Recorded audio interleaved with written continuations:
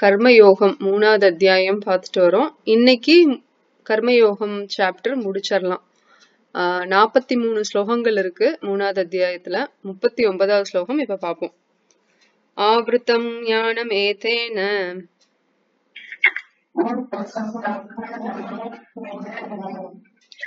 ஞானினோ நித்ய வைரினா காமரூபேண கௌந்தேய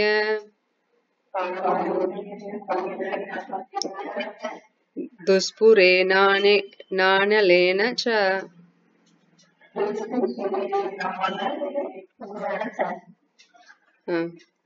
சரி, யாராவது படிக்கிறீங்களா? செல்வி மாதாஜி படிங்க.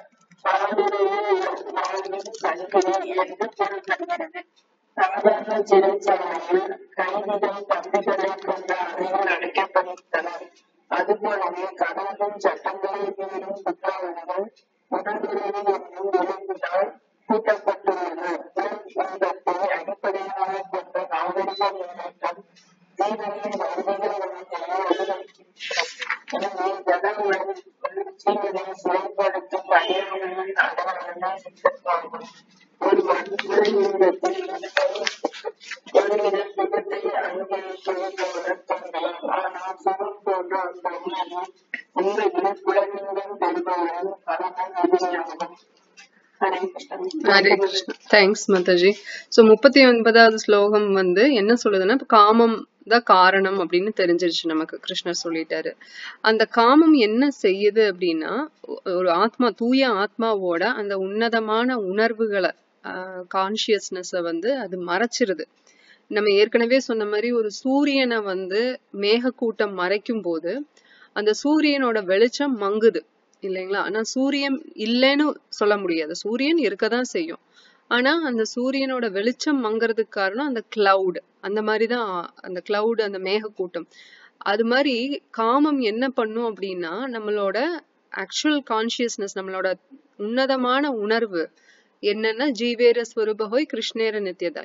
ஞானம் அப்படிங்கிறது என்ன அப்படின்னா, நம்ம ஆத்மா, இது நம்மள சுத்தி இருக்கிறது ஆத்மா கிடையாது, இயற்கை. அதாவது ஆத்மாக்கும் அந்த பிரகிருதிக்கும் உள்ள வித்தியாசத்தை தெரிஞ்சுக்கிறது தான் ஞானம் இல்லைங்களா? நான் பிரம்மம், எல்லாமே பிரம்மம் தான். பட் எப்படின்னா, இப்ப பிரகிருத்தின்னு ஒண்ணு இருக்கு இல்லையா? சோ பரபிரம்மான்னு இருக்குங்கிறது ஞானிகள் அந்த அளவுக்கு அவங்க அறியறது கிடையாது. அவங்க பிரம்மான் ரியலைசேஷனோட இருந்துக்கிறாங்க இல்லையா? ஃபர்ஸ்ட் ஸ்டேஜ்லயே. அந்த விஞ்ஞானம்ங்கிறது அடுத்த கட்டம். என்னன்னா, அந்த ஞானத்தை இன்னும் ஒரு அடுத்த ஸ்டெப்பு கொண்டு போய், நம்ம ஆத்மா தான், நம்ம பிரம்மம் தான், நம்மளை சுத்தி இருக்கிறது பிரகிருதி தான், எல்லாரும் ஜீவாத்மாக்கள் இங்க இருக்காங்க, எல்லா உடல்லயும் ஜீவாத்மாக்கள் இருக்கு, இதெல்லாம் புரிஞ்சுக்கிறாங்க.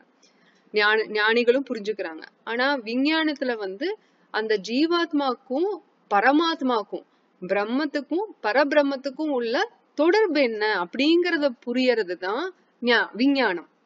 சரிங்களா?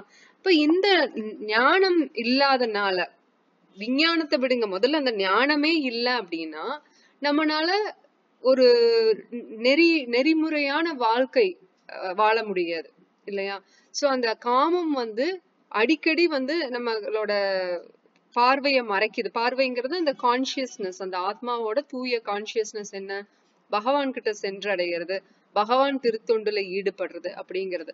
ஆனா அத நம்ம இந்த காமத்தை அலோ பண்ணிட்டே இருக்கும், அதுக்கு உண்டான நாலேஜ் கொடுக்கல அப்படின்னா நம்மள வந்து அது கவர் பண்ணிட்டே இருக்கும், பகவானை நம்ம சென்றடையவே முடியாது. ஒரு உதாரணமா ஒரு சின்ன கதை வந்து, 2 நண்பர்கள் இருக்காங்க. ஒரு நண்பன் வந்து போயிட்டு இருக்கான் வியாபாரத்துக்காக, ரொம்ப தூரம் பயணத்துல போயிட்டு இருக்கான். அப்ப அவன் சில நண்பர்களை சந்திக்கிறான். அதுல ஒரு நண்பர்கிட்ட அவன் பேசிட்டு இருக்கான். அப்ப கரும்பை பத்தி பேச ஆரம்பிக்கிறாங்க. அப்போ இந்த இன்னொரு நண்பனுக்கு கரும்பை பத்தி ஒன்னும் தெரியல. என்ன கரும்பா, என்ன அது, எப்படி இருக்கும் அப்படின்னு கேக்குறான். இவன் வந்து கரும்பை பத்தி வர்ணனை எல்லாம் சொல்றான். கரும்பு வந்து நம்ம பொங்கலுக்கு நாங்க படைப்போம், சாப்பிடுவோம், அத வந்து ஸ்வீட்டா இருக்கும், அதுல இருந்து நம்ம சர்க்கரை வெல்லம் இதெல்லாம் எடுக்கலாம் அப்படின்னு சொல்லிட்டு கரும்பை பத்தி பிரமாதமா சொல்றான். அது எந்த அளவுக்கு ஜூசியா இருக்கும், கரும்பு அப்படியேவும் சாப்பிடலாம், எந்த அளவுக்கு ஜூசியா ஸ்வீட்டா இருக்கும், இதெல்லாம் சொன்னோன்னே இவனுக்கு அந்த நண்பனுக்கு வந்து வாயில எச்சில் ஊறுது. அடடா, இந்த மாதிரி எல்லாம் இருக்குமா, நம்மளும் அந்த மாதிரி கரும்பை ரசிச்சு பாக்கணுமே அப்படின்னு சொல்லிட்டு அப்புறம் 2 பேரும் பிரிஞ்சிடுறாங்க. இப்ப இவன் அப்படியே நடந்து போறான். அப்ப அந்த அந்த இடத்துல வந்து இந்த மூங்கில் மரத்தோட்டம் மாதிரி வருது. அப்ப இந்த நண்பன் கரும்புன்னு பார்த்ததே இல்ல, இந்த நண்பன் என்ன பண்றான், அந்த வர்ணனை எல்லாம் வந்து மூங்கிலுக்கு பொருந்துறதுனால மூங்கில் தான் கரும்புன்னு நினைச்சிட்டு அதை எடுத்து சுவைச்சு பாக்குறான். அப்ப பார்த்தா வாயெல்லாம் வெந்து போயிருது, கரும்போட சுவையும் இல்ல, வாயும் வீணா போச்சு. அப்ப இந்த மாதிரிதான் முட்டாள்தனமா பௌதீகவாதிகள் என்ன பண்றாங்க அப்படின்னா, இந்த உடல்ல வச்சுட்டு ஆன்மீக சந்தோஷம், அதாவது நித்தியமான ஆனந்தம் கிடைக்கணும்னு தேடுறாங்க. அதாவது ஒரு இன்னொரு உவமை கொடுப்பாங்க. ஒரு பாட்டில்ல வந்து தேன் ஊத்தி வச்சுட்டு பாட்டிலுக்கு வெளியில நம்ம நாக்கால தடவி டேஸ்ட் பார்க்கலாம் அப்படின்னா தேன் சுவை தெரியுமானா தெரியாது. ஏன்னா தேன் வந்து அந்த பாட்டிலுக்குள்ள இருக்கு. அது போலதான் ஆத்மாலதான் நம்மளுக்கு சந்தோஷம் கிடைக்கும், நிம்மதி, நித்தியமான ஆனந்தம் கிடைக்கும், அந்த பரம திருப்தி கிடைக்கும். அந்த பகவான் கூட நம்ம சேர்றதுதான் அதுக்கு பரம திருப்தியை கொடுக்கும். பகவான் சேவையில ஈடுபடுறதுதான் அதுக்கு உண்டான சந்தோஷத்தை நித்தியமா கொடுக்கும். அப்ப அந்த சத் சித் ஆனந்தம் அப்படிங்கிற அந்த ஆத்மாவோட குணங்களை நம்ம எதுல தேடுறோம் அப்படின்னா இந்த உடல்ல தேடுறோம். இன்னொரு கதை இருக்கு. ஒரு ஆள் வந்து அவனோட சாவிய வந்து தெரியாம இதுல போட்டுட்டான், எங்கயோ ஒரு இடத்துல போட்டுட்டான். அப்போ அவன் எல்லா பக்கம் தேடிட்டு வர்றான். போலீஸ் கிட்ட சொல்றான் ஆக்சுவலா. அப்ப போலீஸ்காரங்க வந்து ஹெல்ப் பண்றதுக்காக வர்றாங்க. அப்ப எங்க தொலைச்ச அப்படின்னா அவன் ஒரு இடத்துல தேடிட்டு இருக்கான், வெளிச்சம் இருக்கு, அந்த இடத்துல நல்லா வெளிச்சம் இருக்கு, சோ அங்க தேடிட்டு இருக்கான். அப்ப போலீஸ்காரங்க கேக்குறாங்க, எங்க தொலைச்ச உன்னோட சாவிய அப்படின்னா, நான் தொலைச்சது அந்த பக்கம். அப்புறம் ஏன் இங்க தேடுற அப்படின்னா, ஏன்னா இங்கதான் வெளிச்சமா இருக்கு, அதனால இங்க தேடிட்டு இருக்கேன். என்னப்பா முட்டாள்தனமா இருக்கு, நீ சாவிய தொலைச்சது அந்த பக்கம்னு சொல்ற, அங்க போய் தேடினாதானே உனக்கு சாவி கிடைக்கும், இங்க தேடினா எப்படி கிடைக்கும்னா, இல்ல எனக்கு அங்க போற பிடிக்கல, எனக்கு இங்க இருந்து தேடணும், அவ்வளவுதான்.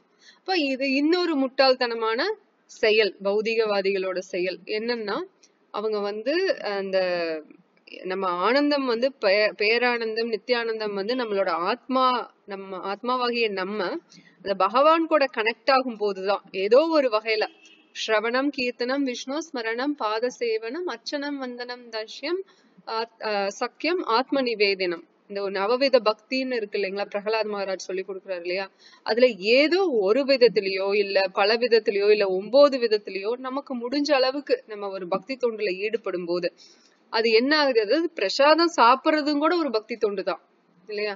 அந்த மாதிரி நம்மளுக்கு என்ன முடியுதோ அந்த தொண்டுல ஈடுபடும் போது நம்மளோட கான்சியஸ்னஸ் அப்படியே தூய்மை அடைஞ்சு என்ன ஆகுதுன்னா நம்ம பக்திக்குள்ள வர ஆரம்பிக்கிறோம். அப்ப நம்மளோட அந்த நம்ம ஆத்மாவோட உண்மையான குணம் என்னன்னு தெரியுது, நம்ம தேடுற சந்தோஷம் நமக்கு கிடைக்குது. பௌதிக உலகத்துல உட்கார்ந்துட்டு இந்த பௌதிக உடலை வச்சுட்டு இல்லையா, இந்த மெட்டீரியல் பாடியை வச்சுட்டு நம்ம என்ன தேடுறோம் அப்படின்னா சந்தோஷத்தை வெளியில தேடுறோம்.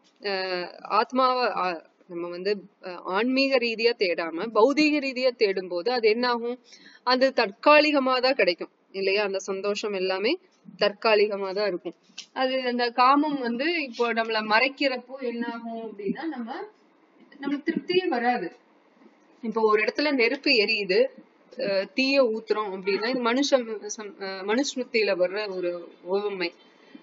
நெருப்புல வந்து எண்ணெய ஊத்துறோம், ஆனா என்ன அது நெருப்பு மேலும் கொழுந்து விட்டுதான் எரியுது இல்லையா. அப்ப நம்ம நெருப்ப வந்து ஊத்தாம ஸ்டாப் பண்ணணும்.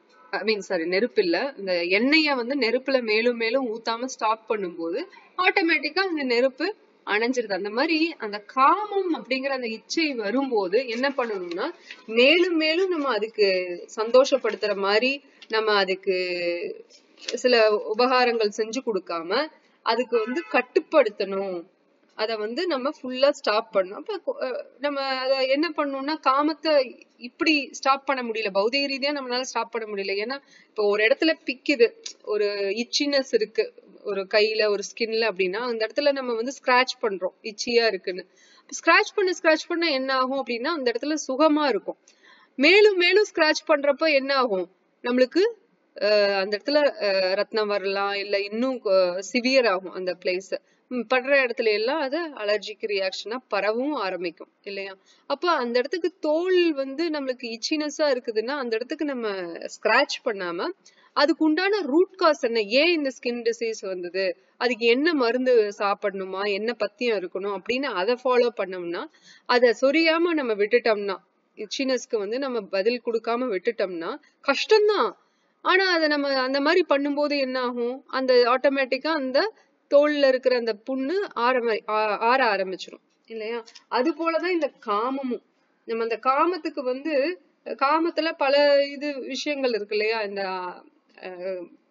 தகாத பாலுறவு, இல்ல அந்த எதிர்ப்பால் மேல இருக்கிற அந்த பற்று அல்ல ஈர்ப்பு, அது மட்டும் கிடையாது. இந்த போட்டி, பொறாமை, பேராசை, இந்த மாதிரி ஒரு குணங்கள், எதிரியா பாக்குற குணம், நண்பனா பார்க்காம இவன் பகைவன் அப்படிங்கிற அந்த குணம் எல்லாம் வருது. இது எல்லாமே காமத்துக்கு கீழே வரும்.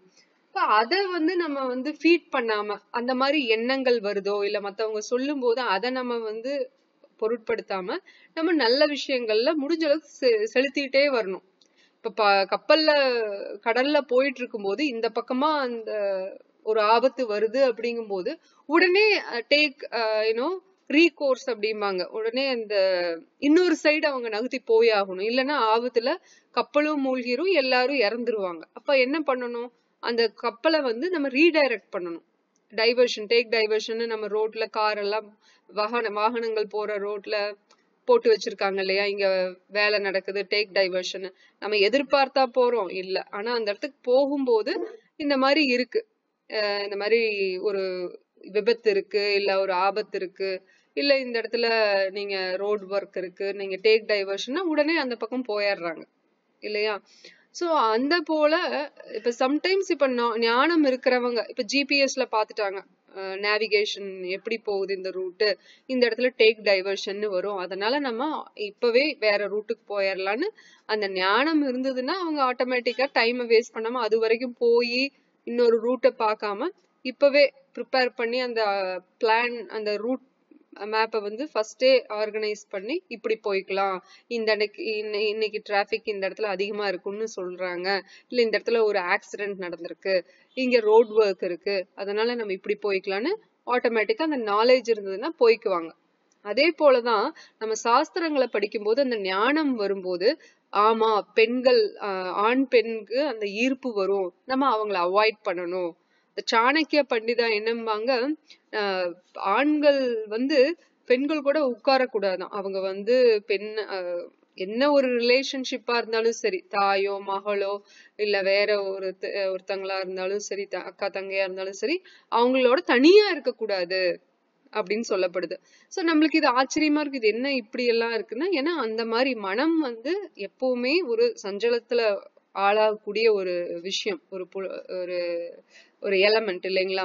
அப்ப அதுல இருந்து நம்ம அவாய்ட் பண்ணணும்னா ஃபர்ஸ்டே நம்ம வந்து அந்த ஞானத்தை கத்துக்கிட்டோம்னா, அந்த சாஸ்திரத்து மூலியமா இதுதான் காமம், இதெல்லாம் தான் இது மதம், ஆச்சரியம், லோபம், இது குரோதம் அப்படின்னு நம்மளுக்கு தெரிஞ்சிருச்சுன்னா, எப்பெல்லாம் இது வரும் அப்படின்னு அந்த புராண கதைகள் மூலியமா நமக்கு தெரிஞ்சிருச்சுன்னா என்ன ஆகும், ஆட்டோமேட்டிக்கா நம்ம அலர்ட் ஆயிக்குவோம். இப்ப ஜிபிஎஸ்ல நாலேஜ் கிடைச்சதுன்னா எப்படி நம்ம ஆட்டோமேட்டிக்கா அலர்ட் ஆயிக்கிறோமோ, அதே போல நம்ம வந்து இந்த சாஸ்திரங்களை படிக்கும்போது, பகவத்கீதை அந்த மாதிரி படிக்கும்போது நம்மளும் அலர்ட் ஆயிக்கிறோம். சோ அது 39வது ஸ்லோகம். நம்ம வந்து சந்தோஷத்தை எங்க தேடுறாங்க, தேடுறது வந்து சந்தோஷத்தை தேடுறது தப்பு இல்ல, ஆனா நம்ம தேடுற இடம் தப்பு.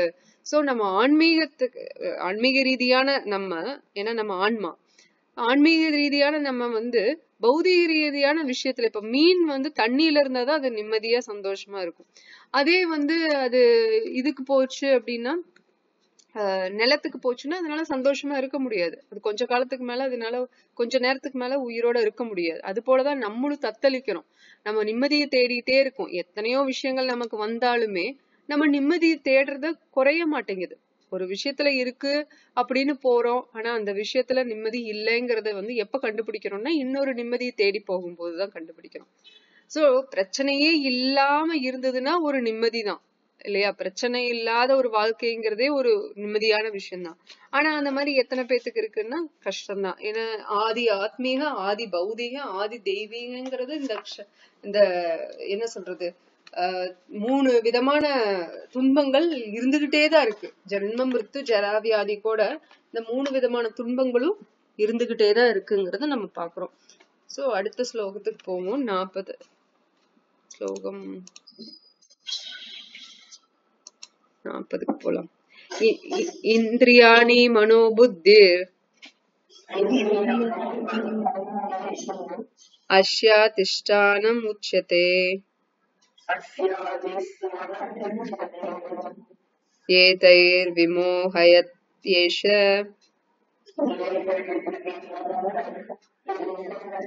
ஞானம் ஆவ்ருத்ய தேஹினம்.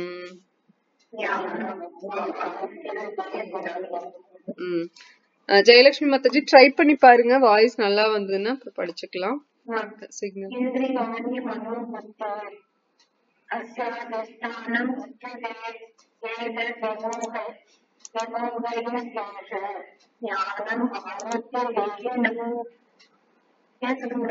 கேக்குது, படிங்க மாதாஜி. மனம், புத்தி ஆகியவை காமம் அமரக்கூடிய இடங்களாகும். இவற்றின் மூலம் ஜீவனின் உண்மை அறிவை அடைந்து காமம் அவனை மயக்குகின்றது. கட்டுண்ட ஆத்மாவின் உடலில் பல்வேறு முக்கியமான இடங்களை எதிரி கைப்பற்றி உள்ளான்.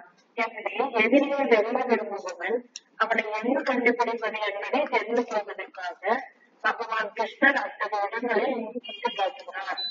புலன்களின் எல்லா செயல்களுக்கும் மனமே மையமாகும். எனவே புலனின் பொருள்களை பற்றி நாம் கேட்கும் போது புலனுணர்ச்சிக்கான எல்லா எண்ணங்களுக்கும் மனம் இருப்பிடமாகிவிடுகிறது. இதன் விளைவால் மனமும் புலன்களும் காமத்தின் முறைவிடமாகி விடுகின்றன. அடுத்தபடியாக இத்தகைய காம எண்ணங்களுக்கு புத்தி என்னும் பிரிவு தலைநகரமாகின்றது. புத்தி ஆத்மாவிற்கு மிக நெருங்கிய அன்னை வீட்டுக்காரன். காமமயப்பட்ட புத்தி அகங்காரத்தை பெறுவதற்கும் அதற்குடன் மனம் புலன்களை இணைக்குதல் தன்னை அடையாளம் காண்பதற்கும் ஆத்மாவை வசீகரிக்கிறது. இதனால் ஜடப்புலன்களை அனுபவிப்பது ஆத்மா அடிமையாகி வருகிறார். அதனை உண்மை என்பதாக எண்ணி போகிறார். ஆத்மாவின் இத்தகைய தவறான அடையாளம் ஸ்ரீமத் பாகவதத்தில் மிக அழகாக விளக்கப்பட்டுள்ளது.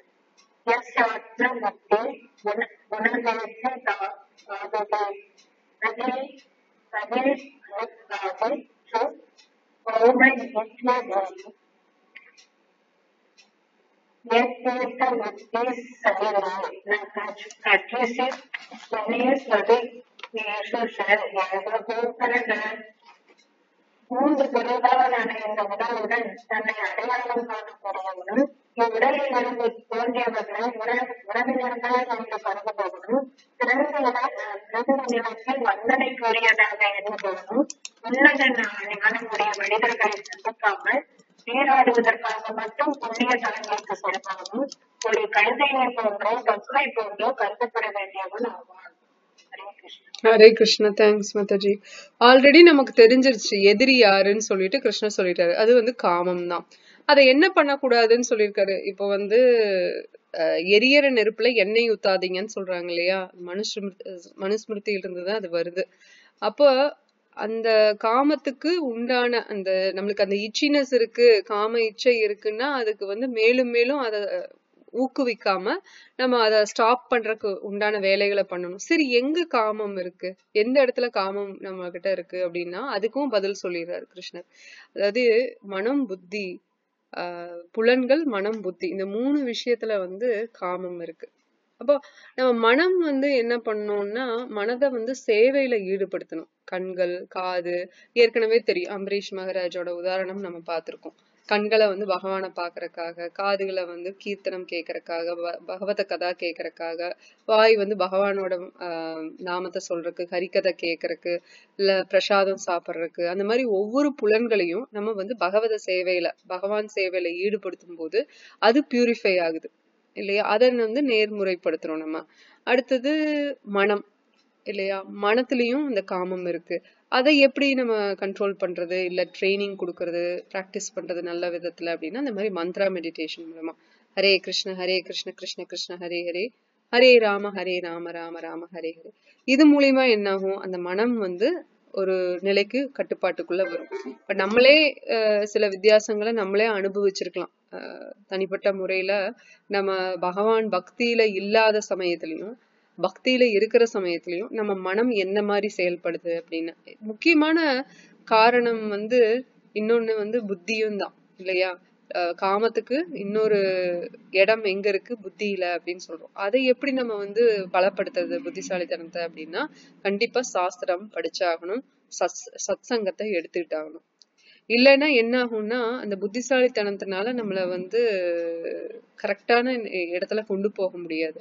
இப்போ ஒரு உதாரணத்துக்கு வந்து ஒரு இப்ப நம்ம கிட்ட இருக்குல்ல இந்திரியங்கள், அந்த இந்திரியங்கள் புலன்கள் இருக்கு இல்லையா? அந்த இந்திரியங்கள் வந்து உளவாளின்னு வச்சுக்குவோம், உளவாளர்கள்னு வச்சுக்குவோம்.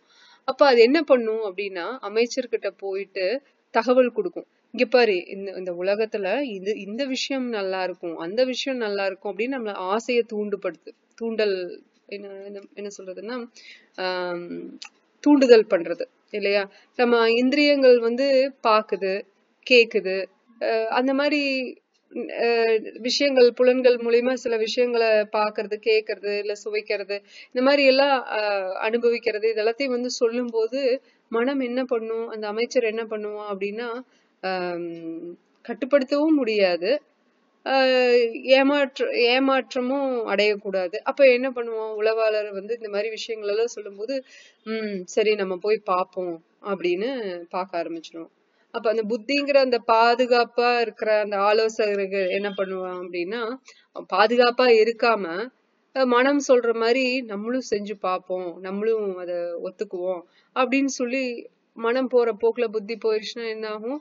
அந்த காமம் இந்த 3ஐயும் கெடுத்து ஆத்மாவாகிய அந்த அரசனைய வந்து வாழ்க்கையிலிருந்தே, ஆன்மீக வாழ்க்கையிலிருந்தே வீழ்ச்சி அடைய செஞ்சிரும் இல்லையா? இப்ப நம்ம என்ன பண்ணணும் அப்படின்னா இந்த இந்திரியங்கள் எப்பவுமே நம்ம கிட்ட சொல்லிட்டு தான் இருக்கும், நம்ம மனம் கிட்ட வந்து சொல்லிட்டு தான் இருக்கும். இந்த மாதிரி இது நல்லா இருக்கும், அது நல்லா இருக்கும், நம்ம அதை செஞ்சு ட்ரை பண்ணலாம், இதை செய்யலாம், அதை பண்ணலாம், அதை பார்க்கலாம் அப்படின்னு சொல்லிட்டு தான் இருக்கும். அந்த மனமும் ஆசைப்படும், ஓ அப்படியா, இத பண்ணா நம்ம சந்தோஷமா இருப்போம், சோ அனுபவம் நல்லா இருக்கும், சரி நம்ம ட்ரை பண்ணி பார்க்கலாம். அப்ப புத்திசாலித்தனம் வந்து அந்த ஞானம் இல்லைன்னா அந்த புத்தி என்ன பண்ணும்? இது போற போக்குல போயிரும், மனம் போற போக்குலயும் இந்திரியங்கள் போற போக்குலயும். பட் புத்தி வந்து அந்த ஞானம், சாஸ்திர ஞானம் இருக்கு, பகவத ஞானம் இருக்குன்னா உடனே புத்தி என்ன சொல்லி கொடுக்கும் மனம்க்கு? முடியாத அமைச்சரே, நீ கட்டுப்படுத்தணும், இது வந்து சரியில்லை அப்படின்னு சொல்லி கொடுக்கும். இப்ப இந்திரியங்கள் பார்த்து சொல்லதான் செய்யும். கான்ஸ்டன்டா நம்ம நிறைய டெம்டேஷன்ஸ் இருக்கும் உலகத்துல, அது இதுன்னு வந்துகிட்டே தான் இருக்கும். அது கலியுகம்னா நம்ம கேட்கவே வேண்டாம். வீட்லயே இருந்தாலும் கூட நம்மளுக்கு செய்தி வர ஆரம்பிச்சிடும். ஏதாவது ஒரு ஃபிளையரை போட்டு விட்டு போயிடுவாங்க, இங்க இது இந்த சேலு, அந்த சேலு, வெள்ளிக்கிழமை சேலு, சனிக்கிழமை சேல் அப்படின்னு சொல்லிட்டு ஏதாவது ஒண்ணு பொருள் தேவையே படாது, ஆனா சேல்ஸ்ல போட்டிருக்காங்கன்னு போய் வாங்குவாங்க இல்லையா? அப்போ அதுல நம்ம என்ன பண்றோம்? பணத்தை தேவையில்லாம வேஸ்ட் பண்றோம், டைம் வேஸ்ட் பண்றோம். அந்த டைம்ல வேற ஏதாவது ஒரு உருப்படியா செய்யலாம். இந்த நாலேஜ் எல்லாம் எப்படி வரும்? உருப்படியா ஒரு வேலையை செய்யணும், நம்ம பொருள், பணம், கடவுள் கொடுத்த அந்த நேரம், பணம், பொருள் எல்லாத்தையும் நம்ம சரியான முறையில அதை உபயோகப்படுத்தணும் அப்படிங்கிற அந்த நாலேஜ் எங்க இருந்து வரும்னா அந்த புத்தி கிட்ட இருந்துதான் வரும் இல்லையா? அந்த ஞானம் எப்படி வரும் அப்படின்னா புத்திக்கு கொண்டு செல்லப்படுது. ஆனா அந்த ஞானம் எங்க இருந்து வருது அப்படின்னா சாஸ்திரத்து மூலியமா, சாது சங்கத்து மூலியமா வருது. சரி, நம்ம அடுத்த ஸ்லோகத்துக்கு போலாம்.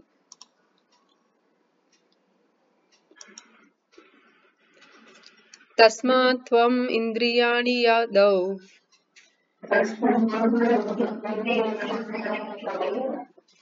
நியம்ய பரதர்ஷப பாப்மானம் பிரஜஹீயேனம்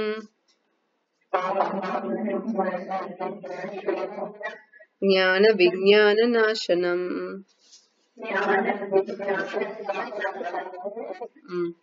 செல்வி மாதாஜி படிக்கிறீங்களா?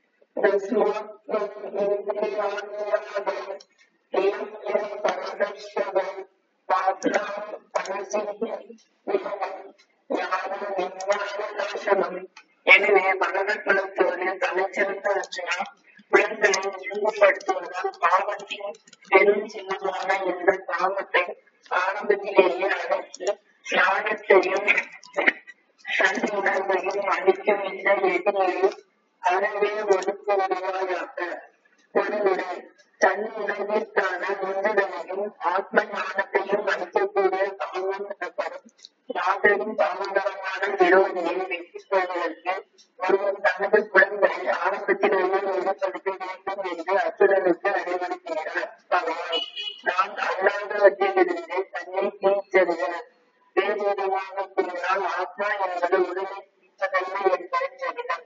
ஞானம் எனப்படும் ஆத்மாவினுடைய உண்மை நிலையையும் பரமாத்மாவுடனான அவனது உறவை பற்றிய விசேஷ அறிவு விஞ்ஞானம் எனப்படும். எவ்வாறு ஸ்ரீமத் பாகவதத்தில் விளக்கப்பட்டுள்ளது. ஞானம் பரம விஞ்ஞான சமன்விடம் சரஹஸ்யம் தத் அமுதம் ச பிரூபானம் தரித்தம் மயா. ஆத்மா பரமாத்மாவை பற்றிய ஞானம் மிக ரகசியமானதும் மனித அறிவிற்கு எட்டாததும் ஆகும். ஆனால் அத்தகைய ஞானமும் விஞ்ஞானமும் அவற்றின் பலதரப்பட்ட கருத்துக்களுடன் பகவானால் விளக்கப்படும் போது அவற்றை புரிந்து கொள்ள முடியும்.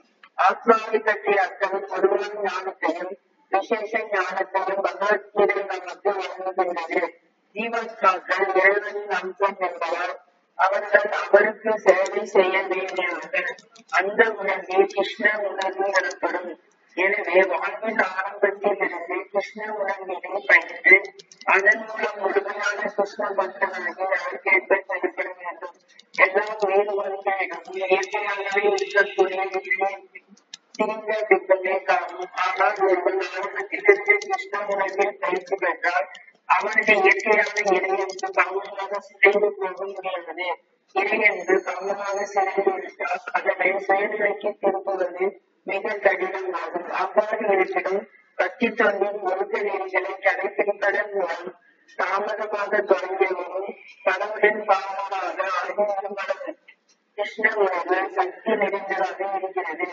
எனவே வாழ்வின் எந்த பக்கத்தில் இருந்தாலும் அது அல்லது இதன் அவசரத்தை உணர்ந்த பட்டத்தில் இருந்து இருள் பற்றி கொண்டு கிருஷ்ண உணர்வில் புலன்களை ஒழுங்குபடுத்த தொடங்கி பாவத்தை மகனாக இறையன்பாக பார்க்க முடியும். இதுவே மனித வாழ்வின் மிக உயர்ந்த பக்குவ நிலையாகும். ஹரே கிருஷ்ணா. ஹரே கிருஷ்ணா மாதாஜி, தேங்க்ஸ்.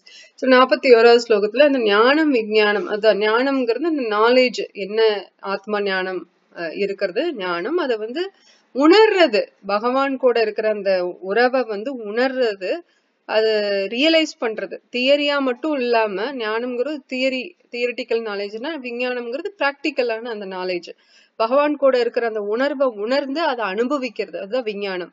சோ இது ரெண்டுமே எப்ப நாசமாகும் அப்படின்னா, காமம் அப்படிங்கிற ஒரு விஷயம் ஓவர் கம் பண்ணும்போது இது நாசமாகுது இல்லையா? சோ அதுதான் தஸ்மாத்வம் இந்திரியாணி யாதவ் நியமிய பரதர்ஷபா பாப்மானம் பிரஜிஹீயேனம் ஞான விஞ்ஞான நாசனம். சோ அத வந்து அந்த லஸ்ட், அந்த காமத்தை மட்டும் நம்ம ஒழுங்கா ரெகுலேட் பண்ணாம, அந்த புலன்களை வந்து எப்படி நம்ம சரியான நேர்வழிக்கு கொண்டு போகணுமோ அப்படி கொண்டு போகாம விட்டுட்டோம் அப்படின்னா, இந்த பாபமான என்னது காமம்ங்கிறது ஒரு நல்ல விஷயம் கிடையாது. இது வந்து கிரேட் சிம்பிள் ஆஃப் சின். என்ன சொல்லியிருக்காங்க இதுல, பாவத்தின் பெரும் சின்னம். சோ இந்த மாதிரி ஒரு காமம்ங்கிறது யாருக்கு வேணாலும் எப்ப வேணாலும் வரலாம், பக்தியில இருக்கும்போது கூட வரலாம். இப்போ உதாரணத்துக்கு ராமரோட அசோசியேஷன்ல இருந்த சுக்ரீவனுக்கும் கூட அந்த ஒரு இக்கட்டான ஒரு விஷயம் நடந்தது இல்லைங்களா? நம்ம ராமாயணம் கதை படிச்சுட்டு இருக்கும்போது நம்ம இந்த கிஷ்கிந்த காந்தத்துல வரும்ல, வாலிய ராமர் கொன்னுட்டு சுக்ரீவன் கிட்ட நான் உனக்கு உதவி செய்யறேன் அப்படின்னு சொல்லிட்டு சுக்ரீவனோட மனைவி ரூமாவை வாலி கிட்ட இருந்து திருப்ப பெற்று சுக்ரீவனுக்கு ஒப்படைச்சிருவார் ராமர். அப்ப சுக்ரீவனும் பதிலுக்கு என்ன ப்ராமிஸ் பண்ணிருப்பா அப்படின்னா, நான் உங்களுக்கு சீதைய கண்டுபிடிக்கிறதுக்கு நான் கண்டிப்பா உதவி செய்யறேன், ஆனா இந்த மான்சூன் காலம் முடியட்டும், அதுக்கப்புறம் நான் பண்றேன் அப்படின்னு. அப்ப ராமரும் சரின்னு விட்டுருவாரு. அப்போ குகையில போய் ராம லக்ஷ்மணன் 2 பேரும் வெயிட் பண்ணுவாங்க வரட்டும் அப்படின்னு. ஆனா ராமருக்கு அந்த மான்சூன் டைமே எப்படி இருக்கும் அப்படின்னா ரொம்ப கொடுமையா இருக்கும். எப்பவுமே நம்மளுக்கு பிடிச்சவங்க கூட இருக்கும்போது அது இதுல கூட வரும்ல, உஜ்வல நீலாமணின்னு நினைக்கிறேன், இந்த ரூபகோஸ்வாமி சொல்றதெல்லாம் கிருஷ்ணரோட பக்தர்களுக்கு எப்படி இருக்கும்னா, கிருஷ்ணரை பிரிஞ்சு இருக்கும் போது அந்த பனி கூட நெருப்பு மாதிரி கொதிக்கும், அவர் கூட சேர்ந்து இருக்கும்போது அது ஆப்போசிட்டான ரியாக்ஷனா இருக்கும் இல்லையா? இப்ப அந்த மாதிரி பகவான் ராமருக்கு சீதை இல்லாத சமயம் அந்த தென்மேற்கு மலையாகட்டும், இல்ல அந்த ஒரு அழகான கோடை அந்த மழைக்காலமா இருக்கட்டும், அதை ரசிக்கிறதுக்கு கூட ஒருத்தங்க இல்லை அப்படின்னா அதுவே ரொம்ப ஒரு இப்படி ஏக்கம், ஒரு ஏமாற்றம், ஒரு சோகம், அந்த மாதிரி ஒரு நிலைமையில இருக்கும். சோ இதெல்லாம் புலம்பிட்டு ராமர் லக்ஷ்மணன் கூட இருப்பாங்க. ஆனா சுக்ரீவன் என்ன பண்ணுவான் அப்படின்னா, ரொம்ப ஒரே ஜாலியா ஒரு ஆடம்பரமான வாழ்க்கை. ஏன்னா திருப்பியும் ராஜாவாயாச்சு. திருப்பி இல்ல, வாலி முதல்ல ராஜாவா இருந்தான், வாலி இல்ல, இப்ப சுக்ரீவன் ராஜாவா ஆகிறான். திருப்பினா எஸ், ஏன்னா ஃபர்ஸ்ட் டைம் வாலிய அந்த குகையில தெரியாம மூடி வச்சுட்டு சுக்ரீவன் வரும்போது அப்ப டெம்பரவரியா ராஜா போஸ்ட்ல இருப்பான் இல்லையா? அப்புறம் தான் வாலி திருப்பியும் சுக்ரீவன் நாடு கடத்தினதுக்கு அப்புறம் வாலி அந்த ராஜா போஸ்ட் திருப்பி எடுத்துக்கும். அப்புறம் வாலியை கொண்டதுக்கு அப்புறம் சுக்ரீவனுக்கு ராமர் அந்த ராஜா போஸ்ட் கொடுப்பாரு. இப்போ அந்த மங்கி கிங்டம்க்கு ராஜா போஸ்ட் வந்தோடனே உங்களுக்கு என்னென்ன கிடைக்கும் ஒரு ராஜாக்கு அப்படின்னா, ஒரு ஆடம்பரமான வாழ்க்கை கிடைக்கும், ஒரே கேளிக்கை கொண்டாட்டம், பெண்கள் அந்த மாதிரி இருக்கும். பெண்கள்னா அந்த இடத்துல மங்கீஸ் தான், எல்லாருமே பெண் குரங்குகள் அந்த மாதிரி கூட சந்தோஷமா மனைவி கூட ரொம்ப சந்தோஷமா சுக்ரீவன் இருப்பான். அப்ப என்ன ஆகும்னா, அந்த காமத்தினாலையும் அந்த சுத்தியும் அந்த சௌகரியத்தினாலையும் ராமருக்கு கொடுத்த அந்த சத்தியத்தையே மறந்துடுறான் சுக்ரீவன் இல்லையா? அப்ப அந்த இடத்துல நம்மளுக்கு நல்லா தெரியுது, ஒரு தர்மவான் கூட ஒரு பகவானோட ஒரு நண்பன் அந்த பொசிஷன்ல இருந்து கூட ராமரோட நம்ம என்ன சொல்றோம், பகவானோட பக்தர்களோட சங்கத்துல இருந்தாலே நம்ம பியூரிஃபை ஆயிரோம்னு சொல்றோம். ஆனா அவன் பகவானோட சங்கத்திலேயே இருக்கும்போது எந்த அளவுக்கு பியூரிஃபிகேஷன்ல இருக்கணும், டாப் கிளாஸ்ல இருக்கணும். பட் அவனே சுக்ரீவனே என்ன ஆகுது அப்படின்னா, காமத்தினால அவன் தர்மத்தை மறந்துடுறான் இல்லையா? அப்புறம் ஆனா ராமருக்கு தெரியுது இது நடந்துட்டு இருக்கு, அவன் மறந்துட்டான் அப்படின்னு. அப்போ கோபப்படுறாரு. ஃபர்ஸ்ட் அமைதியா இருக்காரு, அதுக்கப்புறம் லக்ஷ்மணன் அனுப்புறாரு சுக்ரீவனை ஞாபகப்படுத்திருக்கு. இதுல இன்னொன்னு நம்ம கத்துக்க வேண்டியது, நம்ம பகவானோட பாதையில பக்தி மார்க்கத்துல போயிட்டு இருக்கும் போது நமக்கு ஒரு சம்பவம் இந்த மாதிரி ஒரு காமம்ங்கிறது எகெயின் இந்த மாதிரி இன்பம் மட்டும், பாலின்பம் மட்டும் சொல்ல வரல, இந்த பேராசை, அதிகமான சொத்து சேர்க்கணுங்கிற எண்ணம். எப்பவுமே நம்ம இந்த பிரபுபாதர் அடிக்கடி கொடுக்குற உதாரணம் என்னன்னா, 18 மணி நேரம் அந்த மாதிரி எல்லாம் வேலை செய்யறது ஒரு நாளைக்கு இல்லையா? ஒரு 8 மணி நேரம் தான் ஒரு நாளைக்கு வேலை செய்யணுங்கிறது இருக்கு. ஆனா 18 மணி நேரம் 20 மணி நேரம் தூங்குறதே கம்மியா இருக்கும். எந்நேரம் பார்த்தாலும் வேலை செஞ்சுக்கிட்டே இருக்கிறது. அதை கழுதைகள் மாதிரி வேலை செய்யக்கூடாது அப்படின்னு சொல்லுவாரு. டோன்ட் ஒர்க் லைக் ஆசஸ் அப்படிம்பாரு. சோ அப்படி வேலை செஞ்சு என்ன பண்றாங்கன்னா, சொத்து சேர்க்கறாங்க.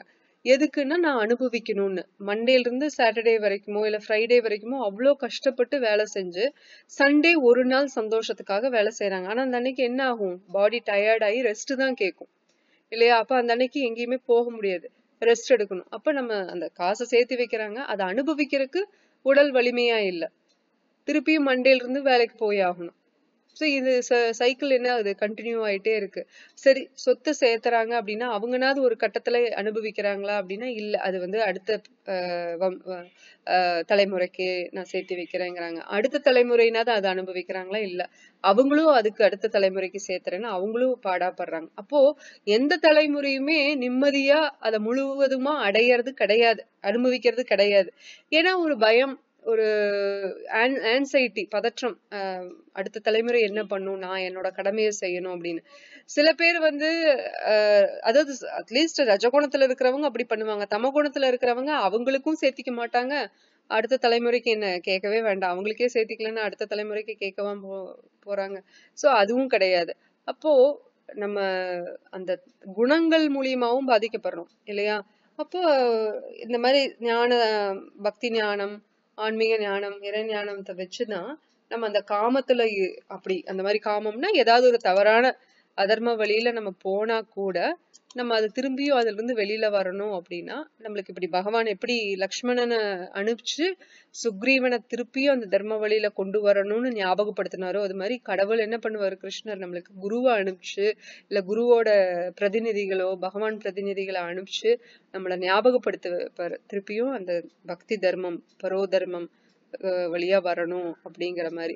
சோ இப்ப சுக்ரீவன் வந்து ரியலைஸ் பண்ணி உடனே இது பண்ணிடுறான், ஐயோ தப்பு பண்ணிட்டனே அப்படின்னு சொல்லிட்டு லக்ஷ்மணனை சமாதானப்படுத்துறதுக்கு தாராவை அனுப்பிச்சு அதுக்கப்புறம் சுக்ரீவனும் மன்னிப்பு கேட்டு வேலையை ஆரம்பிச்சிடறான். சோ அப்ப இந்த நம்மளுக்கு நம்ம கண்ட்ரோல் பண்ண முடியல, நம்ம புலன்களை கண்ட்ரோல் பண்ண முடியல அப்படின்னா, நம்ம பக்தி பண்ணியிருந்தோம் அப்படின்னா கண்டிப்பா பகவான் உதவி செய்வார். பக்தியும் பண்ணல, நம்ம அதுல இன்ட்ரெஸ்டும் காமிக்கல அப்படின்னா என்ன ஆகும், நம்மளால புலன்களை கண்ட்ரோல் பண்ண முடியாது. ஒவ்வொரு டைம் நம்ம புலன்களை கண்ட்ரோல் பண்ணும்போது ஃபெயில் ஆயிட்டே இருக்கிறோம் அப்படின்னா நம்மனால திருநாட்டுக்கு, பகவான் திருநாட்டுக்கு போக முடியாது இல்லையா. சோ பக்தி மூலியமா மட்டும்தான் நம்ம புலன்களை தூய்மைப்படுத்த முடியும். அதை தூய்மைப்படுத்துறதுனாலே ஆட்டோமேட்டிக்கா அது கண்ட்ரோல் ஆயிருக்குன்னு தான் அர்த்தம். சோ நம்ம அடுத்த ஸ்லோகத்துக்கு போலாம்.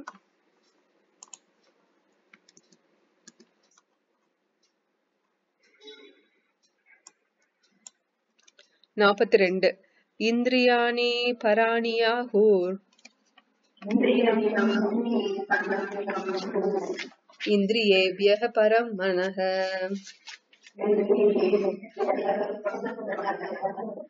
மனசஸ்து பரா புத்திர் யோ புத்தே பரதஸ்து சஹ.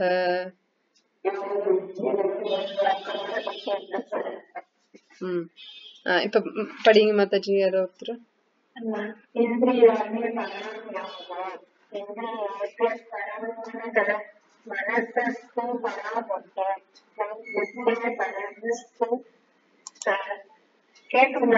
கேக்குதுங்க மாதாஜி. செயலாற்றக்கூடிய புலன்கள் ஜடப்பொருள்களை விட உயர்ந்தவை, மனம் புலன்களை விட உயர்ந்தது, புத்தி மனதை விடவும் உயர்ந்தது, மேலும் அவனும் ஆத்மாவும் புத்தியை விடவும் உயர்ந்தவன். ஒருமுறை புலன்கள் பல்வேறு காம செயல்களின் வாயில்களும் காமம் உடலினுள் தேக்கி வைக்கப்பட்டுள்ள போதிலும் புலன்களின் மூலம் வெளியேற்றப்படுகின்றது. எனவே ஒட்டுமொத்தமாக பார்த்தால் உடலை விட புலன்கள் உயர்ந்தவை. உயர்ந்த உணர்வான கிருஷ்ண உணர்வை இருக்கும்போது இந்த வாயில்கள் வேலை செய்வதில்லை. கிருஷ்ண உணர்வில் ஆத்மா பரமபுருஷ பகவானுடன் நேரடியாக தொடர்பு கொள்கிறார். எனவே இங்கு விவரித்தவுடன் இயக்குகளின் ஓசை இறுதியாக பரமாத்மாவில் முடிவடைகின்றது. புலன்களின் இயக்கமே உடலின் இயக்கம் எனப்படுகிறது. புலன்களின் இருப்பது என்றால் எல்லா உடல் இயக்கங்களையும் இருப்பதாகும். ஆனால் மனமும் இயக்கத்திலேயே இருப்பதும் உடல் அமைதியாகவும் ஓய்வாகவும் இருப்பதாகும். மனம் கனவில் இயங்குவதைப் போல இயங்கிக் கொண்டே இருக்கும். ஆயினும் மனதிற்கு மேல் புத்தியின் உறுதி அமைந்துள்ளது, புத்திக்கு மேல் ஆத்மா அமைந்துள்ளது. எனவே பகவானின் கொண்டு ஆத்மா நேரடியாக ஈடுபடும் போது கீழ்நிலையில் உள்ள புத்தி, மனம், புலன்கள் என அனைத்தும் தானாகவே ஈடுபடும். கடவுள் தேசத்தில் இது போன்ற பல பதம் உள்ளது. இது போன்ற ஒரு பதம் உள்ளது. அங்கே புலனுணர்ச்சி பொருள்கள் புலன்களை விட உயர்ந்தவை என்றும் மனம் புலனுணர்ச்சி பொருள்களை விட உயர்ந்தது என்றும் குறிப்பிடப்பட்டுள்ளது. எனவே மனதை இறைவனின் கட்சி தொண்டில் தொடர்ந்து ஈடுபடுத்தியிருந்தால் புலன்கள் வேறு விஷயங்களில் ஈடுபடுத்தப்படுவதற்கு வாய்ப்பே இல்லை. இத்தகைய மனப்பான்மை ஏற்கனவே விளக்கப்பட்டுள்ளது. இறைவனின் உன்னத தொண்டில் மனம் ஈடுபடுத்தப்பட்டால் அது கீழான செயல்களில் ஈடுபடுத்தப்படுவதற்கு வாய்ப்பில்லை. ஆத்மாவை மகான் சிறந்தவன் என்று வர்ணிக்கின்றது. எனவே புலன் விஷயங்கள், புலன்கள், மனம், புத்தி இவை எல்லாவற்றையும் விட ஆத்மா உயர்ந்ததாகும். எனவே ஆத்மாவின் ஸ்வரூபத்தை உண்மையிலேயே நேரடியாக புரிந்து கொள்வதே அனைத்து பிரச்சனைகளுக்கும் தீர்வாகும். புத்தியை உபயோகப்படுத்தி ஆத்மாவின் ஸ்வரூபத்தை ஆராய வேண்டும். பின்னர் மனதை எப்போதும் கிருஷ்ண உணர்வில் ஈடுபடுத்த வேண்டும். இது எல்லா பிரச்சனைகளையும் கேட்கும். ஆன்மீகத்தில் ஆரம்ப நிலையில் உள்ளவன் புலனுணர்ச்சி பொருள்களிலிருந்து விலகியிருக்குமாறு அறிவுறுத்தப்படுகிறான். ஆனால் அது மட்டுமன்றி ஒருவன் தனது மனதை புத்தியை விநியோகித்து உறுதிப்படுத்த வேண்டும். பரமபுருஷ பகவானிடம் பூர்ணமாக சரணடைந்து புத்தியுடன் மனதை கிருஷ்ண உணர்வில் ஈடுபடுத்தினால் மனம் தானாகவே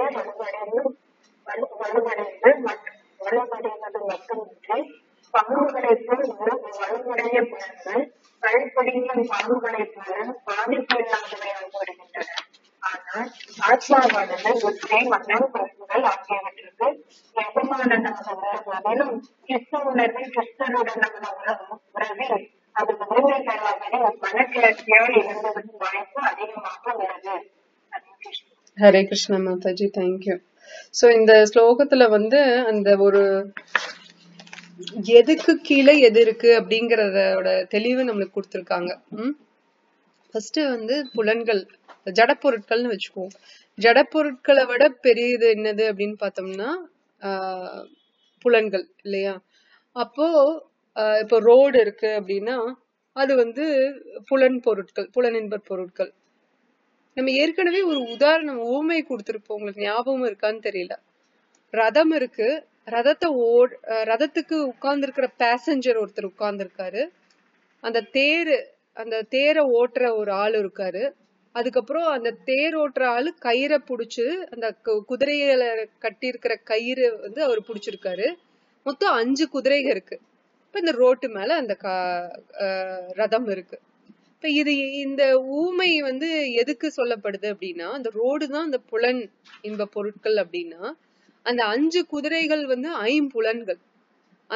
அந்த குதிரையை கட்டி இருக்கிற கயிறு தான் மனம். அந்த தேர் ஓட்டுறவரு தான் அந்த புத்தி. அந்த தேர்ல உட்கார்ந்து இருக்காரு பாருங்க, அவரு தான் ஆத்மா. அந்த தேரே என்னன்னா பௌதீக உடல், சரீரம் இல்லையா? அப்போ அந்த ரோட்டு மேல போகணும்னு ஆசை. அந்த குதிரைகள் ஆளுக்கு ஒரு பக்கம் போனா என்ன ஆகும்? அந்த மனத்தினால கண்ட்ரோல் பண்ண முடியாது இல்லையா? அப்ப அந்த புத்தியும் அதை விட்டுரும், அதை லூஸ் பண்ணிரும். அப்ப அத கண்ட்ரோல் பண்ணல, அந்த மனம் கண்ட்ரோல் பண்ணல அப்படின்னா, அந்த புலன்கள் கண்ட்ரோல் பண்ணுது மனதை அப்படின்னா, அந்த புத்திசாலித்தனம் அந்த ஞானம் இல்ல, ஆத்ம ஞானம் இல்ல, விஞ்ஞானம் இல்ல அப்படின்னா என்ன பண்ணும்? அந்த புத்தியும் அது போற போக்குல போகுது அப்படின்னா, அந்த ஆத்மா ஆகிய அந்த பேசஞ்சர் போக வேண்டிய இடத்துக்கு போய் சேர முடியுமான்னா முடியாது. இப்ப யயாதி அப்படிங்கிறது பகவதத்துல ஒரு கதை நம்ம பார்த்தோம். யயாதிங்கிற ஒரு மன்னனோட கதை பகவதத்துல 9வது ஸ்கந்தம்ல வரும். அப்ப அவரு ஒரு முறை இது சொல்லியிருக்கோம்னு நினைக்கிறேன், பல தடவை இந்த கதையை சொல்லியிருக்கோம். இவரு அந்த சர்மிஷ்ரா தேவியானி அப்படிங்கிற தோழிகள் 2 பேர் இருப்பாங்க. அதுல ஒருத்தி கல்யாணம் பண்ணிக்குவாரு. ஆபத்துல இருந்து காப்பாத்த போகும்போது அவங்க 2 பேத்துக்கு சண்டை வந்துரும். அவங்க துணிய தெரியாம எடுத்துக்குவாங்க சர்மிஷ்ரா. அப்ப தேவியானி துணி இல்லாம இருப்பாங்க. அப்ப அவங்க யாருன்னா சுக்கராச்சாரியாரோட பொண்ணு. அப்ப அந்த அம்மா கீழே உட்கார்ந்து இருக்கும் போது ஆடை இல்லாம அந்த கிணத்துலயும் என்னமோ தள்ளி விட்டு போயிருப்பா அப்படின்னு நினைக்கிறேன். இப்ப உட்கார்ந்து இருக்கும் போது இவர் காப்பாத்தி அவரோட துணியை கொடுத்ததுக்கு அப்புறம் கல்யாணம் பண்ணிக்குவாங்க. சோ அவங்க அப்பா சுக்கராச்சாரியார் இவரு அந்த பொண்ணு சர்மிஷ்ரா ஒரு அரசரோட பொண்ணு. சோ அவர்கிட்ட பொண்ணு பண்ண தப்பு அப்படின்னு என்ன பண்ணணும்னு இவ அந்த தோழி வந்து இப்பதான் கோபம் ஆயிடுச்சு, அவங்க 2 பேரும் தோழிகளா இல்லையே, அவ என் வீட்டுக்கு வேலைக்காரியா வரணும்னு சொல்லவும் வேற வழி இல்லாம அந்த அரசரும் தன்னோட இளவரசிய தோழி கூட அனுப்பிச்சு வச்சிருவாரு. அப்ப இவங்க 2 பேரும் கணவன் மனைவியா இருந்து குழந்தை எல்லாம் பிறந்துரும். ஆனா அந்த தோழியா வந்தவ, வேலைக்காரியா வந்தவ, அந்த யயாதிங்கிற அந்த அரசர் அந்த தோழியோட கணவன் மேல ஆசைப்பட்டு குழந்தை வேணும்னு கேட்டு அவங்களுக்கும் குழந்தை பிறக்கும். சோ இத தெரிஞ்ச இந்த மனைவி வந்து கோவப்பட்டு தன்னோட அப்பாவாய சுக்ராச்சாரியர்கிட்ட சொல்லும் போதுதான் கோவம் வந்து யயாதி கிட்ட சாபம் விட்டுருவாரு. நீ எப்படி என்னோட பெண்ணுக்கு துரோகம் பண்ணலாம் அப்படின்னு சொல்லிட்டு, உன்னோட இளமை இருக்கிறதுனால தானே நீ இந்த மாதிரி பண்ணுன, நான் உனக்கு அந்த சாபத்தை கொடுக்குறேன், நீ உனக்கு உடனே உன்னோட இளமை போய் நீ வயசானவனா மாறுவ அப்படின்னு சொல்லவும், அப்ப யயாதிக்கு வந்து தன்னோட தவற வந்து உணரணுங்கிறது எண்ணம் வரல, மன்னிப்பு கேட்கணும் அந்த மாதிரி எல்லாம் தோணாம, நான் வந்து எப்படி என்னோட ஆசைகளை நான் தீர்ப்பேன், எனக்கு அளவில்லாத ஆசைகள் இருக்கு, நான் இன்பத்தை அனுபவிக்கணுங்கிற ஆசை இருக்கு, உன்னோட மகள் மேல இன்னும் நான் இன்பத்தை அனுபவிக்கணுங்கிற ஆசை இருக்கு, அதை எப்படி நான் அனுபவிப்பேன், அதனால எனக்கு இந்த உடல் கண்டிப்பா எனக்கு இளமையான உடல் தேவைப்படுது அப்படின்னு சொல்லவும், இப்ப சுக்கராச்சாரியார் வந்து சரி வேற யாருக்கிட்டையாவது மாத்திக்கோ அப்படின்னு சொல்லவும் தான் யயாதி தன்னோட பசங்க கிட்ட போய் கேட்கவும் யாருமே ஒத்துக்க மாட்டாங்க. ஆனா ஒரே ஒரு பையன் புரு அப்படிங்கிறவர் மட்டும் சரி அப்படின்னு ஒத்துக்கிட்டு தன்னோட இளமைய தந்தைக்கு கொடுத்துட்டு தந்தையோட வயோதிகத்தை வாங்கிக்குவாரு. அப்ப இளமையா இருந்து யயாதி என்ன பண்ணா, அந்த ரதம் எப்படி உடல் வந்து ரதத்துக்கூட கம்பேர் பண்றோம் பாத்தீங்களா, அந்த ரதம் வந்து நல்லா இருந்தாதான் வண்டி ஓட்ட முடியும் இல்லையா, அப்ப பாடி நல்லா இருந்ததுன்னா தான் நம்மளால செயல்கள் செய்ய முடியும். அந்த பாடி நல்லா இருக்கும்போது, பௌதீக உடல் நல்லா இருக்கும்போது நம்ம ஆன்மீக ரீதியான செயல்களை செய்யும் போது ஆட்டோமேட்டிக்கா நம்ம தூய்மை அடைகிறோம், புலன்கள் தூய்மை அடையுது. ஏன்னா உடல்னாலே அதுல புலன்கள் இருக்கு இல்லையா, அந்த இந்திரியங்கள். இப்ப அதை வச்சு நம்ம வேலை செய்யறோம். அந்த வேலை வந்து பகவான மையமா வச்சுட்டு செய்யும் போது பியூரிஃபை ஆகுது, தேகமும் தூய்மை அடையுது, இந்திரியங்கள் தூய்மை அடையுது. நம்ம அதை நினைக்கிறோம் இல்லையா, இப்படி பண்ணலாம். இப்போ உதாரணத்துக்கு பகவானுக்கு மாலை கோர்க்கிறோம், பூ மாலை கோர்க்கிறோம் அப்படிங்கும் போது மனம் ஒர்க் பண்ணும், இப்படி இந்தந்த மாலை இந்தந்த பூ இந்தந்த கலர் வச்சு இப்படி இப்படி கோர்த்து இந்த மாதிரி ஒரு பெரிய பூ செண்டு நடுவுல வச்சு இப்படி கோர்த்தோம்னா அழகான ஒரு மாலை வரும், இந்த சைஸ்ல கோர்க்கணும், இந்த இந்த நூல் யூஸ் பண்ணலாம், இந்த ஊசி கரெக்டா இருக்கும், இந்தந்த பூ போய் வாங்கிட்டு வரலாம், இந்த கடையில இத்தனை விஷயங்கள் இந்த மனம் யோசிக்கும் போது மனம் பியூரிஃபை ஆகுது. இப்ப இந்த புத்திசாலித்தனம் வந்து அது பிளானிங் எல்லாம் பண்ணி அதை செயல்படுத்துறதுக்கு உதவி செய்யும் போது புத்திசாலித்தனம் பியூரிஃபை ஆகுது. அப்ப இந்த கையை கொண்டு கண்களை கொண்டு நம்ம அந்த மாலையை கோர்க்கிறோம், பூ மாலையை பகவானுக்கு கோர்க்கிறோம், காது சும்மா தானே இருக்கு, சரி பகவான் நாமத்தை ஹரிகதையை கேட்டுட்டே செய்யலாம் அப்படின்னு நினைச்சு அதை பண்ணிட்டு செயல்ல ஈடுபடும் போது, பக்தி தொண்டுல ஈடுபடும் போது அந்த எல்லா புலன்களும் பியூரிஃபை ஆகுது. அப்ப இந்த மாதிரி பண்ணும்போது அந்த காமம்ங்கிற ஒரு விஷயம் நம்மளுக்கு வராது, வந்ததுனாலும் இது பண்றதுனால அது பியூரிஃபை ஆயிட்டே இருக்கும். சரி நம்மளுக்கு இந்த மாதிரி இந்த ஆசை தோணுது, இதை நம்ம வேற மாதிரி டைரக்ட் பண்ணி விடலாம் அப்படின்னு நம்மளுக்கு அந்த புத்தி என்ன சொல்லி கொடுக்கும், கரெக்டான வழியில அத செலுத்துறதுக்கு உண்டான ஐடியாஸ் கொடுக்கும். இல்லைன்னா ஓ இது நல்ல ஐடியாவே இருக்கே, இந்த மாதிரியே நம்ம செய்வோம் அப்படின்னு சொல்லி அந்த காமத்துக்கு காது கொடுத்து நம்ம புலன்களை அதுல ஈடுபடுத்தி நம்ம தவறான வழிக்கு போக வேண்டியது வரும். சோ பரம் திருஷ்டுவ நிவர்த்தத்தை அப்படிங்கிற ஸ்லோகம் வந்து 2வது அத்தியாயத்துல பார்த்தோம். அது ஹையர் டேஸ்ட் நம்மளுக்கு கிடைக்கும் போது லோவர் டேஸ்ட் நம்ம விட்டுருவோம் இல்லையா. ரொம்ப ரொம்ப ருசிகரமான ஒரு இனிப்பு பலகாரம் நமக்கு கிடைக்குதுன்னா இனிப்பு ரொம்ப கம்மியாவும் ஒரு சுமாரான டேஸ்ட்ல கிடைக்கிற பலகாரத்தை ஆட்டோமேட்டிக்கா நம்ம விட்டுருவோம் இல்லையா. அதனால நம்ம என்ன பண்ணணும் அப்படின்னா, கண்டிப்பா ஆசைகள் இருந்துட்டுதான் இருக்கும். பகவான் நீ ஆசைப்படாதேன்னு சொல்லல, காமம்ங்கிறது இயற்கையா நம்மளுக்கு ஆத்மாக்கு இருக்கதான் செய்யும். காமம்ங்கிறது அத கிருஷ்ண காமமா மாத்தணும், அதுதான் நம்மளுக்கு ஆச்சாரியர்கள் சொல்லி கொடுக்குது. அதுதான் பரம் திருஷ்டுவ நிவர்த்தத்தே. ஒரு சின்ன ஒரு கீழ்த்தரமான ஆசைகளை மேல்தரத்துக்கு கொண்டு போறதுக்கு நம்ம என்ன பண்ணணும் அப்படின்னா, அது பகவானோட விஷயத்துல ஈடுபடுத்திடணும். அதுதான். சரி, நம்ம 43வது ஸ்லோகத்துக்கு போவோம், இதோட முடிஞ்சிரும் சாப்டர். ஏவம் புத்தி பரம் புத்வா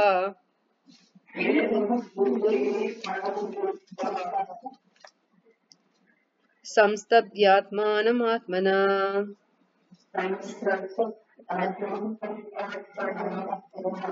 ஜஹி சத்ரும் மகாபாஹோ காமரூபம் துராசதம்.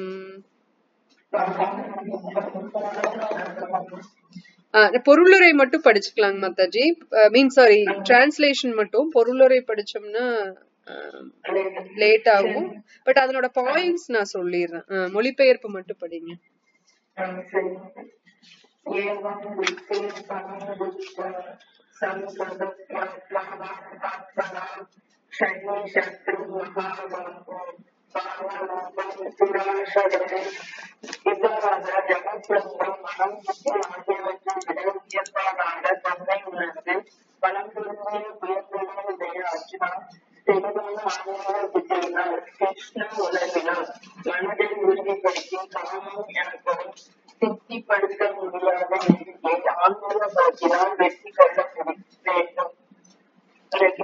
ஹரே கிருஷ்ண மாதாஜி. சோ இதுல கிருஷ்ணர் சொல்லிடுறாரு, கண்டிப்பா மனம், புத்தி, அதாவது புலன்களுக்கு மேல மனம், மனத்துக்கு மேல புத்திசாலித்தனம் இல்லையா? அந்த புத்திசாலித்தனத்துக்கு என்ன தேவை அப்படின்னா ஞானம் தேவை. என்ன ஞானம் வேணும்? ஆத்ம ஞானம் வேணும். சோ அந்த உன்னதமான ஞானம் எங்கிருந்து வரும்? சாஸ்திரங்கள் மூலியமா, சாது சங்கம் மூலியமா வரும்னு பார்த்தோம். அந்த உன்னதமான ஞானத்தை 4வது அத்தியாயத்துல நம்ம பார்ப்போம், ஃபுல்லா பார்ப்போம். இதுல இந்த ஸ்லோகத்துல என்ன சொல்லியிருக்கு அப்படின்னா, ஒருத்தங்க அவங்களோட மனதை கட்டுப்பாட்டோட கண்டிப்பா நம்ம எதுல கொண்டு வரணும்னா ஆன்மீக புத்திக்கு கொண்டு வரணும் இல்லையா? ஆன்மீக சக்திய கொண்டு ஆன்மீக புத்திக்குள்ள கொண்டு வந்தோம்னா மட்டும்தான், இந்த ஆத்ம ஞானத்தை தெரிஞ்சா மட்டும்தான் நம்மளுக்கு ஃபர்ஸ்ட் புலன்கள், அதுக்கு மேல மனம், அதுக்கு மேல புத்தி, அதுக்கு மேல ஆத்மா, ஹையஸ்டா இருக்கிறது ஆத்மா அப்படிங்கிற அந்த ஹைரார்கி நம்மளுக்கு தெரிஞ்சாதான் எது வேலை செய்யுதுன்னு நமக்கு தெரியும். இப்போ ஒரு புலனின்ப பொருட்களை பார்த்துட்டு, ஒரு உதாரணத்துக்கு ஒரு சினிமா தியேட்டர்ல ஒரு படம் போட்டிருக்காங்கிறது, அந்த படம்ங்கிறது புலனின்பம் அப்படின்னா, அத ஒருத்தங்க பாக்குறாங்க, அந்த போஸ்டரை பாக்குறாங்க, இல்ல கேள்விப்படுறாங்க அந்த படம் வந்திருக்குன்னா, அந்த புலன்கள் என்ன பண்ணுது? பாக்குது இல்ல கேக்குது, அந்த மனசுக்கு சொல்லுது. உடனே புத்தி மனம் ஆசைப்பட்ட உடனே புத்தி என்ன பண்ணுது? எப்படி பிளான் பண்ணி போலாம் அப்படின்னு பிளான் பண்ண ஆரம்பிக்குது. ஆத்மா ஒண்ணும் பண்ண முடியாது இல்லையா? இந்த பாடியில இருக்கிறதுனால இந்த விஷயங்கள் கண்ட்ரோல் பண்ணும்போது ஆத்மாதான் அங்க கிங்கா இருக்கணும். அந்த மினிஸ்டர்களுக்கு மேல கிங் இருந்திருக்கணும் இல்லையா? ஆனா அந்த ஆத்மாக்கு அந்த அளவுக்கு அந்த ஸ்ட்ரென்த் இல்லாதனால, அந்த ஆத்ம ஞானம் இல்லாதனால, ஆத்மாக்கு இருக்கு, ஆனா இந்த கண்டாமினேஷன் இருக்கிறதுனால இந்த மனம், புத்தி, அதுக்கு கீழே புலன்கள், இதெல்லாம் இதான் ஆளுமை பண்றதுனால வேற வழி இல்லாம ஆத்மா போயிருது, அந்த தேகத்தை உபயோகப்படுத்தி தவறான வழியில போயிருது இல்லையா? சோ அதுல இருந்து நம்ம வெளியில வரணும் அப்படின்னா என்ன பண்ணணும்? இந்த ரஜகுணத்திலிருந்து நம்ம சத்துவகுணத்துக்கு வரணும் அப்படின்னா கண்டிப்பா நம்ம பண்ற எல்லா கர்மங்களும், அதாவது செயல்கள் எல்லாமே பகவான் பக்தி தொண்டுல ஈடுபடுற மாதிரி அந்த செயல்களை செய்யணும். இப்போ இந்த சாப்டரே பாத்தீங்கன்னா, நம்ம 3வது அத்தியாயமே இந்த கர்மயோகமே கர்ம காண்டால் இருந்து, கர்ம காண்டம்னா, கர்ம காண்டாங்கிறது சுயநலத்துக்காக தனக்கு என்ன லாபம் வருதோ அந்த செயல்கள்ல ஈடுபடுறது கர்ம காண்டான்னா. அடுத்த லெவல் சக்காம கர்ம யோகா, ஒரு பற்றுதலோட அவனோட கடமையை செய்யறது. அடுத்தது நிஷ்காம கர்ம யோகா, பற்று இல்லாம செய்யறது. அதுக்கு அடுத்த நிலை நம்ம இந்த உன்னத ஞானம்க்கு கொண்டு போறது. அப்ப இந்த மாதிரி படிப்படியா கர்ம காண்டால இருந்து சக்காம கர்ம யோகா, நிஷ்காம கர்ம யோகா, அதுக்கப்புறம் உன்னத ஞானம், ஞான யோகா, அதுக்கப்புறம் அஷ்டாங்க யோகா, அப்புறம் பக்தி யோகான்னு வர்றதுக்கு டைரக்டாவே பக்தி யோகாக்கு போயிடலாம் நம்ம. அது எப்படி அப்படின்னா, ஈஸியா நான் ஆத்மா அப்படிங்கிற அந்த அண்டர்ஸ்டாண்டிங் இருந்தாலே போதும். நான் இந்த மனசு கிடையாது, நான் இந்த தேகமும் கிடையாது, நான் இந்த புத்தியும் கிடையாது, நான் ஆத்மா, எனக்கு கீழேதான் இதெல்லாம் ஃபங்க்ஷன் ஆகணுமே தவிர அவங்களுக்கு கீழே நான் ஃபங்க்ஷன் ஆகக்கூடாது அப்படிங்கிற அண்டர்ஸ்டாண்டிங் ஸ்ட்ராங்கா இருக்கணும்னா நம்ம கண்டினியூஸா தொடர்ந்து நம்ம கேட்டுக்கிட்டே இருக்கணும். எதை அப்படின்னா, அந்த ஹரிகதையை கேட்கறது, சாஸ்திர இத அறிவை மேம்படுத்திக்கிறது, சாது சங்கத்தை அதிகப்படுத்திக்கிறது, ஹரே கிருஷ்ண மகாமந்திரத்தை டெய்லிக்கு உச்சாடனம் செய்யறது அப்படின்னு. அப்போ நம்ம காமத்தை போய் நான் அடக்குறேன், ஆசைகளை அடக்குறேன்னா முடியாது. கிருஷ்ணரே சொல்றாரு முடியாது. இப்ப ஒரு போர்ல நான் ஒரு எதிரிய போய் நான் போர் புரிஞ்சு வெற்றி கொள்ளணும்னா முதல்ல போர்க்களம் எதுன்னு தெரியணும், போர் வீரன் ஆகிய நான் போர்ல இருக்கிற எதிரி யாருன்னு தெரியணும், அப்புறம் எப்படி எதிர்கொள்ளணும்னு தெரியணும். எப்படி வெற்றி அடையறதுன்னு தெரியாம நான் பாட்டுக்கு அங்க போய் நிக்க முடியாது. இப்ப நமக்கு தெரிஞ்சிருச்சு இந்த பௌதீக போர்க்களத்துல காமம்ங்கிறது என்னோட எதிரி. அப்ப ஆத்மாவாகிய நான், போர் வீரனாகிய ஆண் எப்படி அதை நான் எதிர்கொள்ளணும் அப்படின்னா, அதை அடக்கி இல்ல, அதை எதிர்த்து எப்படின்னா டைவர்ட் பண்ணணும். நம்ம அந்த காமம் ஆசைகள் வருதுன்னா வரதான் செய்யும், நம்ம அடக்க முடியாது. கடைசி நிமிஷம் வரைக்கும் அக்பர் பீர்பால் ஸ்டோரியில கூட வரும். அந்த ராஜா வந்து ராஜாவோட இளவரசி ஒருத்தங்க இருப்பாங்க. அப்ப இந்த மந்திரி வந்து சொல்லுவாரு, ஆசைங்கிறது சாகர வரைக்கும் போகாது அப்படின்னு. அது எப்படி வயசானதுக்கு அப்புறம் ஆசைகள், அந்த மாதிரி காம ஆசைகள் எல்லாம் வராதே, அப்படியா அப்படின்னு சொல்லிட்டு நான் ஒரு இடத்துக்கு நான் உங்களை கூட்டிட்டு போறேன்னு சொல்லிட்டு ஒரு வயசான ஆள் படுத்த படுக்கையா சாவு படுக்கையில இருப்பாரு. அவர் சாக போறாரு. இப்ப நீங்க உங்க இளவரசியை கூட்டிட்டு எங்கூட வாங்கன்னு சொல்லிடுவாரு. அப்ப இளவரசியை கூட்டிட்டு வருவாரு. இந்த ஆள் வீட்டுக்கு போவாங்க. அந்த தாத்தா முடியாம படுத்துட்டு இருப்பாங்க. ஆனா இந்த பெண் இளவரசிய பாத்துட்டு அந்த ஆளுக்கு ஒரு காமம் தோணும். மனசு வந்து எப்பவுமே இளமையாதான் திங்க் பண்ணும். உடல் வந்து வயசானதா இருந்தாலுமே மனம் எப்பவுமே தன்னை வந்து எப்பவுமே நான் ஆசைய எப்படி ஆனந்தமா வச்சுக்கணும், இளமையா வச்சுக்கணும், அழகா வச்சுக்கணும், இப்படிதான் மனம் திங்க் பண்ணும் இல்லையா? ஆனா உடல் வந்து அதுக்கு ஒத்துழைக்காதனால என்ன ஆகும், ரெண்டுக்கும் சண்டை வந்து ஒரே ஏமாற்றமாயி அது கோபமா மாறும், ஒரு ஃப்ரஸ்ட்ரேஷன், அந்த மாதிரி எல்லாம் ஒரு எமோஷன்ஸ் வரும். பட் இந்த இடத்துல அவரு ராஜா உடனே நோட்டீஸ் பண்ண சொல்றாரு. இவர இளவரசிய பாக்குறது, அந்த வயசான ஆள் படுத்த படுக்கையில சாக போறாரு, எனி மினிட் அவரு செத்துருவாரு. ஆனாலும் அந்த காம பார்வை அந்த இளவரசி மேல போகுது. அப்ப அதைய உடனே அதை நோட்டீஸ் பண்ண சொன்னோடனே ராஜாக்கு புரியுது, ஆமா இந்த காம ஆசைங்கிறது சாகர வரைக்கும் அது போகாது, அது செத்ததுக்கு அப்புறம் அடுத்த உடல்ல போய் அது கண்டினியூ தான் ஆகுமே தவிர அது நிக்காது அப்படிங்கறத அவரு புரிஞ்சுக்கிறாரு. அப்ப நம்ம அதை டைவர்ட் தான் பண்ணணுமே தவிர நம்ம ஆசைய போய் நான் கண்ட்ரோல் பண்றேன் அப்படின்னு பண்ணா அது ஒர்க் ஆகாது.